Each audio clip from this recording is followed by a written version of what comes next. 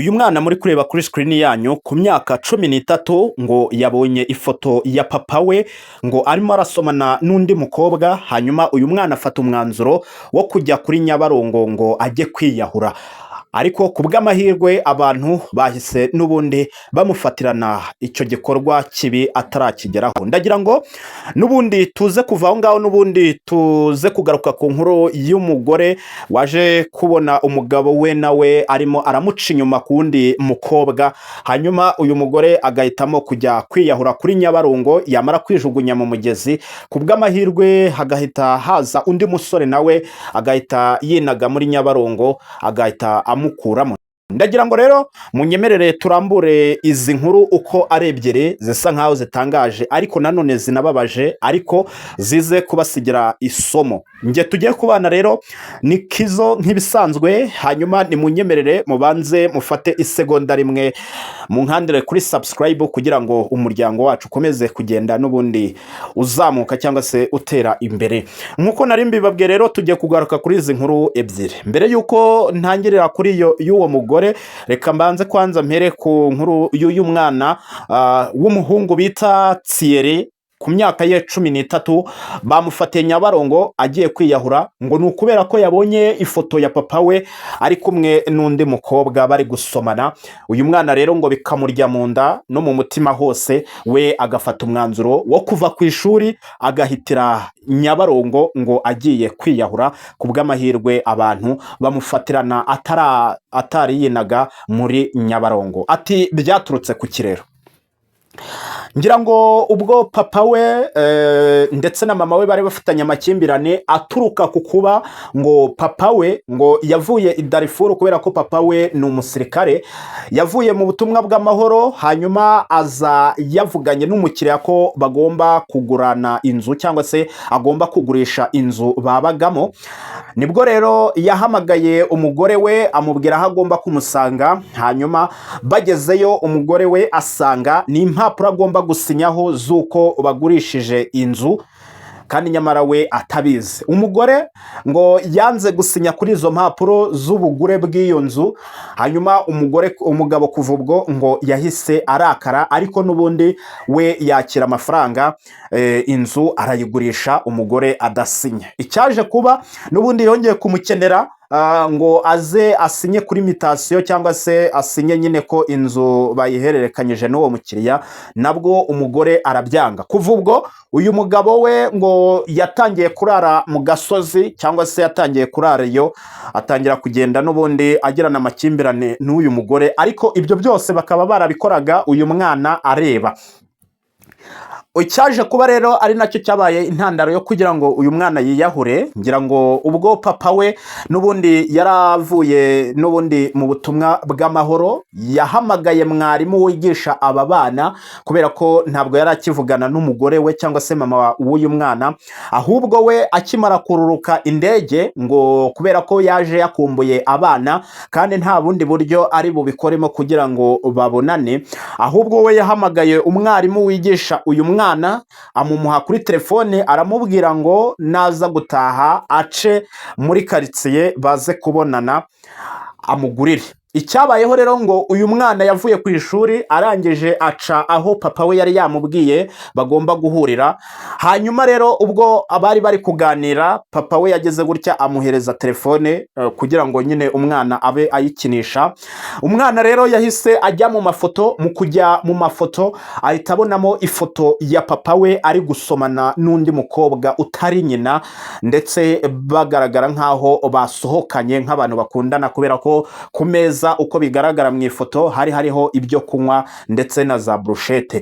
Kuva ubwo umwana yahise arakara, ariko ntiyabwira papa we ikimurakaje. Icyabayeho rero, papa we yaramubwiye ngo ngaho taha, arangije amuhereza ibyo agomba gushyira barumuna be harimo amabiswi n'amabombo, aramubwira ngo ngaho taha, ahasigaye tuzongera kubonana. Umwana ngo yaratashye iryo joro ntiyarya, araryama, ariko muri uko kuryama ngo yabyutse nk'inshuro zigera kuri 6 ajya kunywa amazi, mama we akamubyukaho kubera ko yari yamenye ko yahuye na papa we kandi papa we bafitanye amakimbirane. Mama we rero akeka ko papa we hari ikintu kibi ashobora kuba yakoreye uyu mwana. Ubwo rero yabonaga umwana we ari kubyuka buri kanya mu ijoro, niko yamubyukagaho ari kumubaza icyo ashaka. Ku bw'amahirwe iryo joro uyu mwana ibyo yari yapanze gukora ntabwo yigeze abigeraho, kubera ko mama we yakomeje kumuba hafi. Bwarakeye rero n'ubundi amwohereza ku ishuri nk'uko bisanzwe. Hanyuma mu kumwohereza ku ishuri rero uyu mwana yarize, bigeze igihe cyo gutaha, aho kugira ngo atahe ajye mu rugo, ahubwo we ava za Nyamirambo aho za Remera aho bita mu Ruturusu, aratega, dore ko ngo yari afite amafaranga 500, we aratega, arangije araza ajya Nyabarongo kuri Ruriba, arangije agana iy'igishanga, agana mu mugezi wa Nyabarongo, ariko hakaba hari umuntu wari wamubonye arimo aribaza aho uwo mwana yaba agiye kandi yambaye imyenda y'ishuri. Uwo muntu wamubonaga rero yaramukurikiye, aragenda, arangije ahita amufatirana, arangije aramubaza ngo uje hano gukora iki? Umwana aramubwira ngo nje kwiyahura kubera ibyo papa akomeje kugenda akorera mama we. Byabaye ngombwa rero ko bahamagara mama we bamubwira iby'umwana we. Hanyuma mama we rero ahita avuga ngo yari yamubuze, ndetse yaranabonye n'urupapuro umwana yasize yanditse avuga ko ari gusezera abana biganye, ndetse n'abarumuna be ari kuvuga ko ngo agiye kwiyahura kubera ibyo papa akomeje kumukorera, ndetse ko anarambiwe kuba ukubiri na se kandi nyamara amukunda cyane. Ku bw'amahirwe umwana baramutesheje, ndetse biba ngombwa ko bamushyikiriza ubuyobozi buramuganiriza. Nuza kureba neza no mu mashusho uri buboneho imodoka, iriya modoka ni iy'ubuyobozi, bari bamaze kumukansoringa, ndetse abemereye ko atazongera gukora ikosa ryo gutekereza ko yakiyambura ubuzima kubera ko akiri mutoya. Bahise banahamagara na mama we rero, mama we araza, ndetse nawe barabunga, biba ngombwa ko baganira. Ngaho nguko umwana aba ararokotse biturutse ku kuba papa we yaraciye inyuma ya mama we. Hanyuma uyu mwana akaza kugira agahinda gakabije, agatekereza ko umuti ari ukujya kwiyahura. Nk'uko nari mbikubwiye rero, indi nkuru nayo tugomba kujyaho ni mu minsi ishize kuri Saint Valentin y'uyu mwaka wa 2026, ubwo n'ejo bundi ku itariki 14, umugore yagize gutya ahamagara umugabo we amubwira ko amukeneye, ariko umugabo amubwira ko atari kuboneka ngo kubera ko afite akazi kenshi. Icyabayeho, uyu mugore kubera ko n'ubundi ngo yarasanzwe akeka umugabo we ko amuca inyuma ariko atarabona igihamya, byabaye ngombwa ko n'ubundi akomeza guperereza aho umugabo we yaba ari. Arangije ahamagara inshuti y'umugabo bakunze kugendana, aramubwira ngo ese runaka ari hehe ko nari mukeneye kuri uno munsi w'abakundana, ni gute atampa umwanya? Iyi nshuti y'umugabo rero yaramubwiye ngo twahoze turi kumwe ariko namusize ku gasantere arimo aranywa akantu cyangwa se ari kwiyakira nyine, ariko ngewe namusizeyo ntabwo nzi gahunda ze kuko twavuganaga ambwira ko agiye guhita ataha. Icyabayeho, uyu mugore cyangwa se uyu mukobwa yahise atega iyihuse amusanga ku gasantere kubera ko yarasanzwe azi aho anywera. Arangije aragenda, mu kugera rero yaramubuze, ariko bamubwira ko ari muri shambure kubera ko aho ngaho hari hasanzwe haba amarogi akodeshwa cyangwa se urusambaniro. Icyabayeho bamubwiye ko adahari gusa ariko atarataha, ahubwo ngo ari aho hafi. Uyu mugore rero yahise abikeka, ahita azenguruka mu gikari, agiye abwira umuntu usanzwe akora amasuku muri ano marogi, amubaza aho uwo mugabo we ari. Hanyuma uyu ukora amasuku cyangwa se usasa mu marogi amutungira agatoki. Umugore nta kuzuyaza yahise agenda akubita urugi, arangije abagwaho baryamye. Ubwo n'umugabo we n'undi mugore nta kindi cyo gukora, yahise n'ubundi asubira inyuma, arongera afata moto, aho kugira ngo atahajye mu rugo, ahubwo we yabwiye motari ko agomba kumugeza ku mugezi wa Nyabarongo, hanyuma akagira utuntu yikorera. Yamugejeje kuri Nyabarongo cyangwa se kuri Ruriba, arangije yishyura umumotari, we aboneza iy'igishanga agiye kwinaga mu mugezi.